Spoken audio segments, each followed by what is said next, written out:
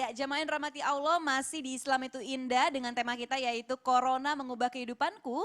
Masih dengan Bapak Haji Muhammad Yusuf Kalla, Masya Allah tamu spesial kita hari ini. Ya, ini nih kalau lagi bulan Ramadan ini yang pasti kita nanti-nantikan adalah buka bersama ya Pak ya. Pasti ini ngabuburit bersama keluarga, buka bersama keluarga, teman-teman kita, sahabat kita semua. Cuman ini semenjak Corona, ini merubah tradisi bukber di beberapa negara. Seperti apa tayangannya, ini dia.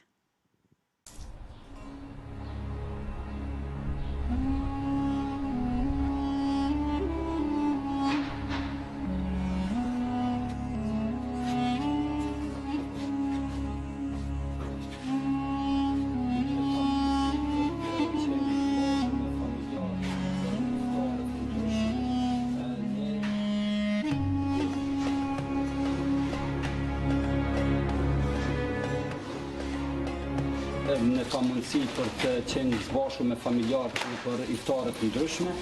Ne kemi organizuar që iftarët t'ja u dërgojmë në familje besimtarëve muslimanë.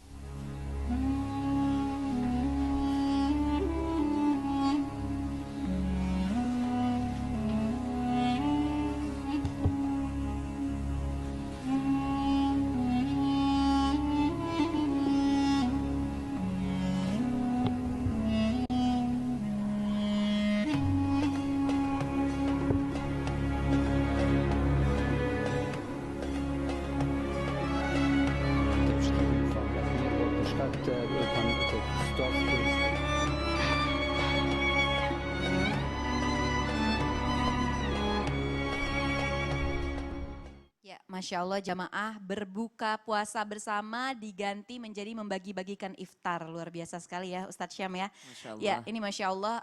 Nah Ustadz Syam, ini apakah pahala bagi orang yang memberi buka puasa di tengah wabah corona ini pahalanya begitu besar? Nah seperti apa Ustadz? Masya Allah, tabarakallah. Tapi puang. وَمَنْ أَحْيَاهَا فَكَأَنَّمَا أَحْيَا النَّاسَ جَمِيعًا. Siapa yang menyambung satu kehidupan manusia bagaikan dia menghidupkan seluruh umat manusia. Ini satu ayat di dalam Al-Quran.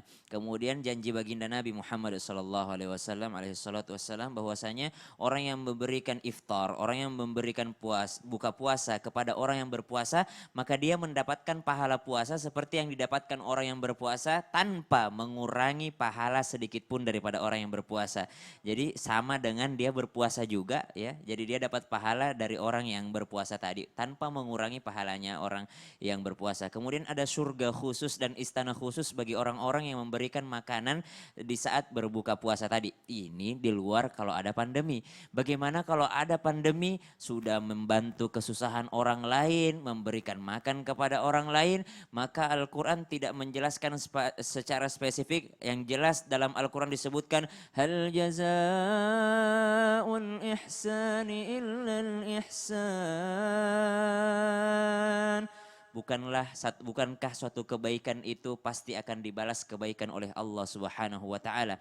Kemudian di ayat yang lain jazaa'an mir rabbika 'ata'an hisaba, tanpa hisab hitungan daripada Allah Subhanahu wa taala. Acak tahu pagi ini Syam mau berterima kasih kepada Pak JK.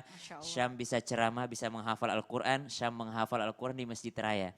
Dan itu Pak JK sponsornya di Makassar. Masjid Raya Makassar. Syam selesai hafalan tahun 2008, selesai 30 juz. Itu di tempat Pak Yusuf Kalla. Setiap hari makanan gratis, tempat tinggal gratis, semua gratis. Kasih makan Pak JK. Jadi setiap Syam ngeluarin ayat, beliau dapat pahala. Luar biasa. Sama dengan orang yang memberikan iftar, setiap orang itu kuat ibadah tarawih, dia dapat pahala. Masya Allah, berarti selama Ustadz Syam ngaji terus nih, Pak Yusuf Pak dapat JK pahala dapat. terus. Oh, Masya saya Allah. juga dong. Saya alhamdulillah mengajar di sekolahnya Masya Pak Allah, JK. tabarakallah. Luar biasa Ustadz SD Maulana. Islam Atira. Jadi 10 tahun. Ini Nggak mau geng kalah ya. Makassar. Ini Ini geng Makassar Geng ini Sulawesi. banget ini. Nggak mau kalah ini. Luar biasa, Masya Allah. Ya terima kasih banyak Ustadz Syam. Jadi sekali lagi setiap kita melakukan kebaikan, insya Allah Allah akan membalasnya berlipat-lipat pahala, Masya Allah. Ya ini Pak Yusuf Kalla mohon izin, ini selaku Ketua Umum Dewan Masjid Indonesia nih Pak. Ini bantuan dan program apa saja yang sudah dilakukan oleh DMI untuk membantu pemerintah dalam penanganan corona ini? Silakan. ya pertama tadi tentang suasana Ramadan ya. Kalau tahun-tahun yang lalu saya lebih banyak buka puasa di undangan, rumah-rumah pejabat teman-teman daripada di rumah. Sekarang alhamdulillah buka puasa saya, buka bersamanya itu 30 kali. Dulu buka puasanya 20. Karena di rumah terus-terus buka puasa sama anak-anak, cucu-cucu buka bersama juga itu. Jadi ada hikmahnya juga sebenarnya kan. Jadi cuma dulu buka puasa di rumah orang, sekarang buka puasa bersama di rumah sendiri 30 hari kan. Jadi enggak kurang juga itu sebenarnya. Kedua tentang DMI.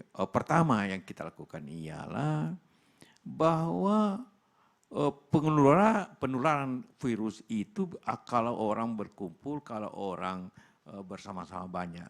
Potensi masjid dan rumah ibadah itu banyak sekali apabila penularan ini. Pertama, apabila kita masjid kan sujud.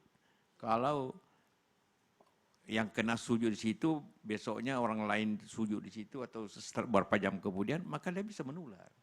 Tapi yang pertama kita lakukan ialah secara bersama-sama membersihkan masjid, disterilisasi dengan investasi. Semua masjid di Indonesia ini kita bantu dengan memberikan obat, dengan semprot, dengan membagi-bagi. Kita kerjasama dengan Unilever juga membantu. Sama-sama seperti itu. Itu yang kita lakukan. Bagaimana masjid itu steril daripada virus itu. Itu yang paling pokok. Karena puluhan juta, mungkin ratusan juta orang ke masjid. Kalau masjidnya tidak bersih, maka bisa bermasalah. Itu yang paling lakukan. Samping itu juga bagaimana masjid menjadi bahagian daripada upaya pendidik masyarakat. Sekarang ini masjid bagaimana menjadi lembaga sosial, orang yang mampu membantu ke orang yang tidak mampu lewat masjid. Itu sekarang kita dorong untuk itu terjadi sehingga semuanya mendapat manfaat. Bahwa kita tidak salat bersama di masjid, maka kita juga tidak kehilangan cara untuk beramal. Bukan hanya salat, tapi beramal bagaimana membantu sesama lewat masjid dan bagaimana masjid kita bersihkan sehingga tidak tertular lewat masjid. Seperti terjadi di Iran. Atau terjadi di gereja seperti di Korea. Karena itu tempat berkumpul. Jadi tempat ibadah, masjid, gereja, tempat lain itu potensi terjadi. Kenapa masjid itu ditutup dan dibersihkan terus-menerus. Itu artinya membantu masyarakat terhindar dari hal tersebut.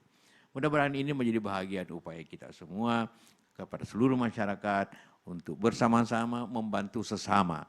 Jadi jemaah masjid yang mampu membantu yang mampu itu juga bahagian daripada bayar zakat lebih awal, bayar infak sedekah lewat masjid. Tetap terbuka, tertutup untuk salat berjamaah, tapi masjid harus terbuka untuk acara atau upaya sosial, upaya bersama, amal ibadah sosial kepada seluruh jamaahnya.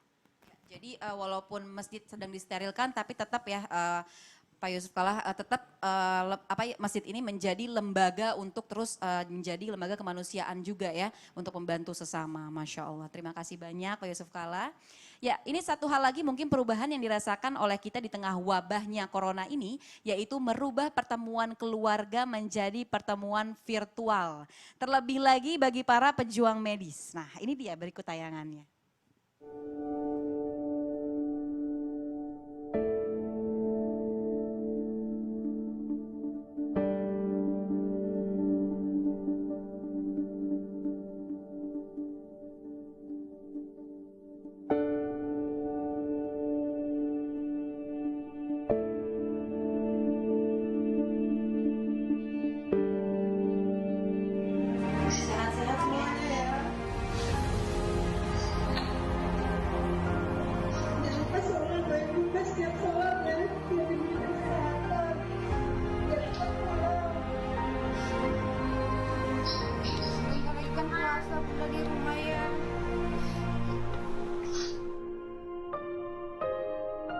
Bunda yang sehat ya. Mama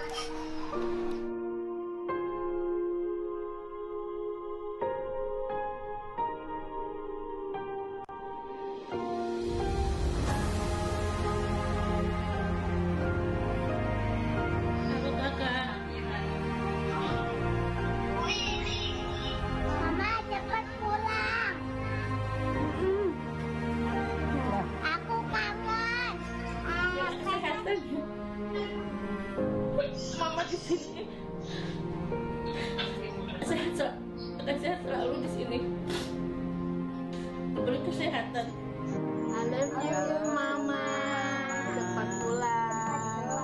jalan-jalan lagi.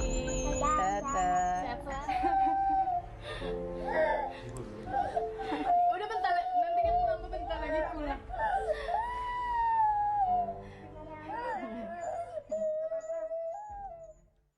Ya, Masya Allah Ustadz Maulana, kita bisa lihat tayangan tadi ya. Aca ikut sedih karena Aca seorang ibu, jadi tahu bagaimana rasanya jauh dari anak-anak.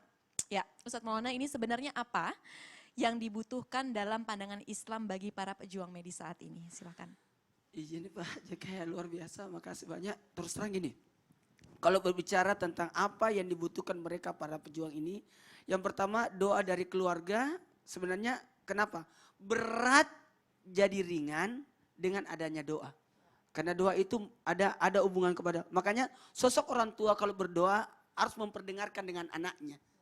Misalkan kalau dia berdoa sesuai dengan ilmu parenting ya, bahwa kita kalau berdoa dekat anak itu harus dibesarkan supaya anak minimal anak ikut mengikuti. Oh isi doanya orang tuaku ini. Dan dia bisa praktek. Kalau kita zikir bersama anak, kita zikirnya harus diperdengarkan. Kemudian apalagi selain doa harus ada dukungan. Kenapa? Untuk tidak menghalangi. Artinya mendukung tugas pasangan atau ya, suami atau istri ataupun anak. Mendukung tugas kegiatan orang tua. Jadi jangan menghalangi. Kalau menghalangi makin berat itu. Jadi mereka butuh doa dan dukungan. Kemudian pengertian dari semua pihak. Taruhlah sekarang mereka ini berjuang demi kita. Kita juga harusnya membantu mereka dengan apa? Stay di rumah. Jadi jangan salah pengertian. Jadi simpati, empati ini yang dibutuhkan. Jangan sampai mohon maaf. Kadang-kala ada kejadian garda terdepan para dokter tersebut justru dikucilkan, acana bahaya nanti pindah dan sebagainya gitu. Jadi sebenarnya semuanya harus membantu. Ya, terima kasih banyak Ustadz Maulana. Ya, jadi sekali lagi mungkin kita sebagai masyarakat bisa membantu para tenaga medis dengan mentaati peraturan pemerintah. Masya Allah. Ya, ini berikutnya ada keadaan yang sedikit miris. Jadi corona ini pun ini tidak terbayang ya rasanya merubah suasana keluarga ini yang nyaman jadi malah harus berjauhan dan malah harus dikarantina. Nah ini seperti apa? Ini dia tayangannya.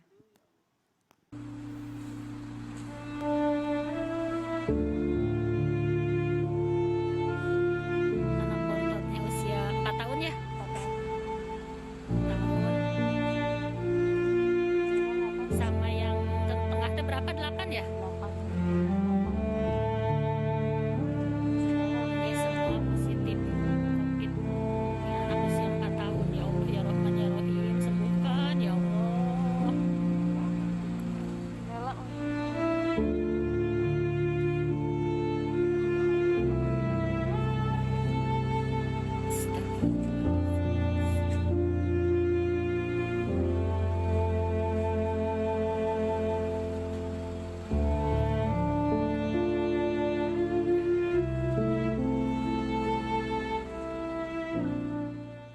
Ya, Masya Allah. Ustadz Syam kita bisa lihat tayangan tadi, sebelumnya Aca udah pernah lihat juga ini betapa mengharukan ya ketika sanak keluarga harus berpisah karena terkena penyakit menular ini. Nah ini bagaimana nih Ustadz baiknya dalam menjaga perasaan keluarga yang mungkin sudah positif terkena virus corona ini. Bagaimana cara Islam menghibur saudara muslimnya? Silakan Ustadz. Kalau berbicara tentang hiburan di dalam Islam, maka yang pertama tadi wabasyiris sabirin. Basyiris sabirin itu fiil yang disebut perintah gitu. Berikan keselamatan bagi orang-orang yang sabar. Jadi diajak bersabar, diajak yang sabar tuh bukan kayak sabar ya, oh enggak gitu. Diajak bersabar itu ya seperti dalam Al-Quran, alam nashrah laka sadrak. Satu modal utama kita yang paling besar dalam agama kita adalah ketika kita berlapang dada. Karena di dalam ayat Allah ma asaba min musibatin illa biiznillah wa may yu'min billahi yahdi qalbah. Wallahu bikulli syai'in alim. Kata Allah, tidaklah satu musibah menimpa seseorang kecuali Allah sudah izinkan. Dan modal utamanya adalah yu'min billah. Tetap beriman kepada Allah, Allah akan tuntun hatinya. Yang merasakan kesedihan itu hati, yang mengurangi imunitas tubuh itu hati karena dia merasa sedih, merasa stres, merasa depresi, mati nih aku nih. Padahal dia belum baca berita, lebih banyak yang sembuh daripada yang meninggal dunia. Kemudian ya melihat dari sisi positif yang lebih baik. Tapi semua itu tidak akan bisa dilakukan tanpa adanya lapang dada. Bagaimana kita sebagai keluarga, bagaimana kita sebagai orang yang terdekat, maka doakan mereka, doakan dengan tulus, datangi keluarganya yang belum diisolasi tadi, berikan semangat kepada mereka. Ibu, tetangga sana sembuh loh, di daerah sana lebih banyak yang sembuh loh, di sini banyak yang sembuh. Berikan berita-berita positif, bahkan lebih banyak penelitian mengatakan bahwa kalimat-kalimat positif yang diberikan kepada seseorang itu akan merubah hidupnya. Karena dalam 30 hari sel itu akan berubah lagi kan.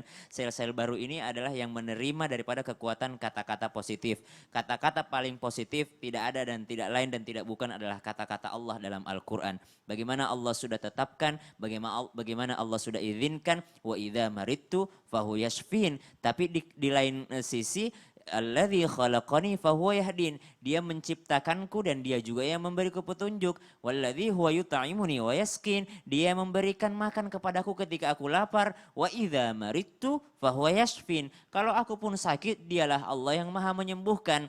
Tapi kalau ada anak kecil seperti tadi yang sudah masuk dirawat, ibunya pun sudah positif, maka tugas tetangganya lah. Jangan malah menghindar karena banyak juga sekarang itu ya buangnya datang misalnya nih innalillahi wa inna ilaihi rajiun, misalnya ada yang meninggal dunia ditolak sama mereka, tidak mau didekati keluarganya atau tidak ada yang mau datang ini.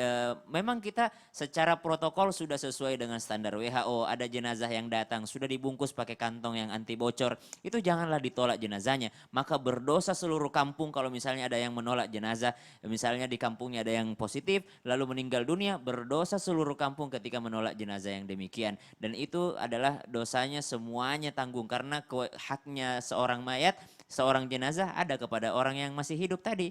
Disolatkan, dimandikan, kemudian dikuburkan. Yang dimandikan sudah oleh petugas medis, dikafani oleh petugas medis, dikuburkan pun oleh petugas medis, disolati pun oleh petugas medis. Tinggal tugas kita sebagai masyarakat menerima dengan lapang dada. Yang penting sudah secure gitu kan. Sudah diatur semuanya, sudah sesuai dengan SOP-nya. Terima gitu. kasih banyak Ustaz Syam. Jadi sekali lagi jangan musuhi orangnya, tapi Betul, penyakitnya ya, penyakitnya. Masya Allah. Dan kita juga harus hati-hati dalam menyampaikan hiburan kata-kata kepada tetangga kita ataupun orang-orang yang sudah terkena COVID karena takut menyinggung hatinya. Dan sekali lagi tadi kata Ustaz Syam, jangan lupa untuk selalu mendoakan saudara-saudara kita yang sudah terkena COVID ya. Takutnya Amin, ada amin, yang ya Rabbal nyakitin alamin. hati, itu gara-gara dosamu, itu gara-gara dosamu, itu enggak, Iya. jangan sampai. Kadang orang suka salah ngomong kan. Sahabat pun kena juga pas wabah, kan sahabat ada yang meninggal karena wabah gitu. Iya, Masya Allah. Terima kasih banyak Ustaz Syam. Ya, Bapak Yusuf Kalla ini mungkin bisa sedikit menambahkan untuk motivasi dan dukungan kepada pasien-pasien yang sudah positif corona. Silakan. Iya, pertama kita tentu bersedih dengan situasi seperti ini. Karena itulah maka ini bukan kesedihan perorangan, kesedihan dunia, kesedihan masyarakat, kesedihan lingkungan, kesedihan keluarga apabila ada masalah. Maka bagi yang tentu yang kena, semua ini tidak diinginkan oleh yang kena, pasti tidak. Berbeda dengan katakanlah penyakit yang lain yang kena kalau demam berdarah karena kita tidak bersih mungkin lingkungan. Juga kalau HIV dulu kan berbuat dosa memang jadi kena ya bisa buat dosa. Tapi ini orang bisa ketemu siapa saja tanpa tahu batasan bangsanya, agamanya, jabatannya, tingkatannya, kekayaannya, tidak ada batasannya. Semua bisa kena apabila kita tidak hati-hati dan bekerja sama. Dan bagi yang kena tentu juga kita berdoakan. Karena begini, dalam ilmu sekarang ini banyak percobaan. Maka kenapa yang sembuh sudah lebih banyak daripada yang kena tentunya. Berarti ini ada obatnya, walaupun obat yang pastinya masih dikaji. Tapi janji Allah bahwa semua penyakit ada obatnya. Jadi insya Allah akan juga kita semua akan seperti itu. Bagi kita semua yang alhamdulillah tidak tertular, maka hati-hatilah, disiplinlah, dan juga membantu sesama yang kemungkinannya untuk itu. Itulah harapan kita semua, karena insya Allah pada waktunya nanti ini akan selesai. Tapi akan selesai hanya apabila kita semua bekerja agar selesai. Bagi yang masyarakat tinggal di rumah dengan baik, cuci tangan, pakai masker. Baik kita alhamdulillah yang sehat bekerja untuk yang sakit, bekerja untuk masyarakat yang mampu, bagi kita semua, bagi Anda Ustadz memberikan penjelasan, nasihat, bagi saya sebagai Ketua PMI dan DMI bagaimana menggerakkan organisasi untuk membantu sesama, bagi masyarakat yang mampu membantu yang tidak mampu untuk kehidupannya. Semuanya seperti bagi pemerintah tentu laksanakan sebaik-baiknya upaya-upaya bersama menjadi keluar. Dan kedua tentu juga ada hikmahnya karena ini bisa musibah itu bisa ujian, bisa cobaan, juga bisa pelajaran yang baik untuk kita semua. Semuanya bergerak. Karena itu tidak ada sesuatu yang semuanya negatif, tapi ada sisi positifnya. Kita ambil sisi positifnya, sekaligus kita berusaha untuk menyelesaikan persoalan ini. Masya Allah, terima kasih banyak Pak JK. Ya, ini mudah-mudahan bisa mendapatkan semangat ya bagi para korban-korban yang memang sudah terkena COVID. Bismillah, mudah-mudahan tadi sekali lagi kata Pak Yusuf Kalla adalah ini bukan hanya kesedihan perorangan, tapi ini kesedihan bagi dunia. Dan mudah-mudahan bagi saudara-saudara kita yang sudah terkena COVID, mudah-mudahan diberikan kesabaran oleh ketentuan Allah. Amin, amin ya rabbal alamin. Bismillah. Ya, ini sekarang selanjutnya ada sebagian orang yang masih meremehkan penyakit corona ini. Dan akhirnya ada beberapa berita viral bagaimana aparat negara bekerja keras untuk memberi peringatan dan ada cara yang unik di negara India untuk mengedukasi masyarakatnya. Seperti ini tayangannya.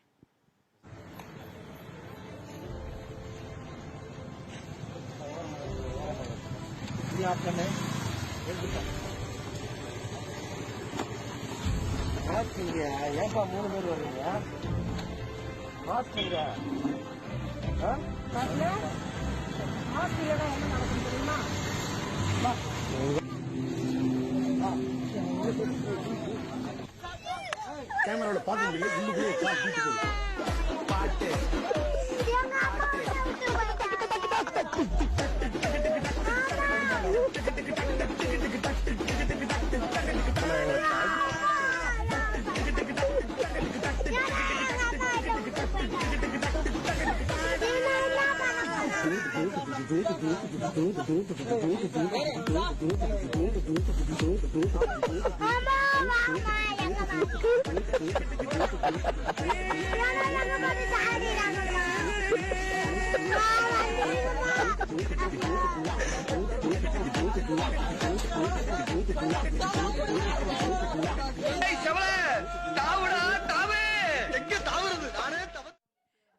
Masya Allah, luar biasa, ini benar-benar unik ya caranya ya.